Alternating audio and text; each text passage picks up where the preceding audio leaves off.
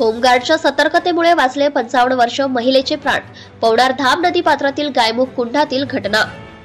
वर्धा जिल्ह्यातील पवनार येथे ऋषी पंचमी निमित्त हजारोंच्या संख्येने महिलांची धाम नदीवर पूजा व अंघोळीकरिता अफाट गर्दी जमली असता धाम नदी कुंडावर अंघोळीकरिता गेलेल्या उज्ज्वला दिलीप लोणारे यांचा तोल गेल्याने ते गायमुख कुंडात पडल्या असता कर्तव्यावर तैनात असलेल्या होमगार्ड सैनिक निकेश म्हैसकर व सोनू मुंगले यांनी आपल्या जीवाची पर्वा न करता दुथडी भरून वाहत असलेल्या नदी पात्रात जाऊन महिलेचा जीव वाचवला। सदर घटना ही 12:30 वाजता घडल्याने एकच खळबळ उडाली आहे। मात्र होमगार्ड सैनिकांनी वेळीच सतर्कता बाळगल्याने सोनू मुंगले व निकेश म्हैसकर यांचे नागरिकांकडून आभार व्यक्त केले जात आहे। पवनार धाम नदी ही उत्तर वाहिनी असल्याने या ठिकाणी विविध प्रकारची पूजा अर्चना होत असते। तसेच धाम नदी तीरी प्राचीन शिवमंदिर असल्याने नागरिक मोठ्या संख्येने या ठिकाणी येत असतात। म्हणून ऋषी पंचमी असल्याने त्या पार्श्वभूमीवर पोलीस प्रशासनाकडून चोख बंदोबस्त ठेवण्यात आला होता।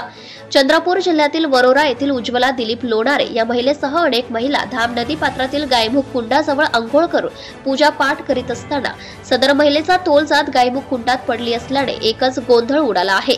उज्ज्वला दिलीप लोणारे वय 55 वर्ष असे पीडित महिलेचे नाव असून सेवाग्राम पोलीस स्टेशन अंतर्गत कर्तव्यावर हजर असलेल्या होमगार्ड सैनिक निकेश म्हैसकर व सोनू मुंगले यांनी घटनेचे तात्काळ गांभीर्य लक्षात घेता घटनास्थळी धाव घेत कुंडात पडलेल्या महिलेचा जीव वाचवलाय।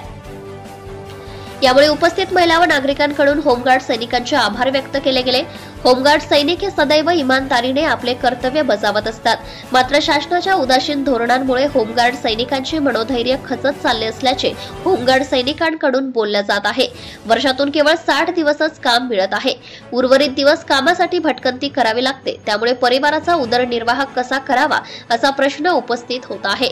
अनेकदा होमगार्ड सैनिकांकडून शासनास निवेदन दिले, मात्र विसरभोळ्या शासनास जाग कधी येणार कळण्यास मार्ग नाही। शासनाने 6 महिने काम देऊ तसेच मानधनात वाढ करू असे अनेकदा आश्वासन दिले। कित्येक सैनिक कर्तव्यावर असताना अपघातात मरण पावले। मात्र शासनाकडून अद्यापही कुठलीही मदत किंवा त्याची अंमलबजावणी झाली नसल्याने होमगार्ड सैनिक तीव्र रोष व्यक्त करीत आहे।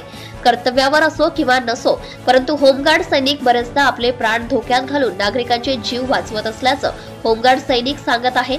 यामुळे ग्रामस्थांकडून होमगार्ड सैनिकांचे आभार मानत आनंद व्यक्त करीत आहे।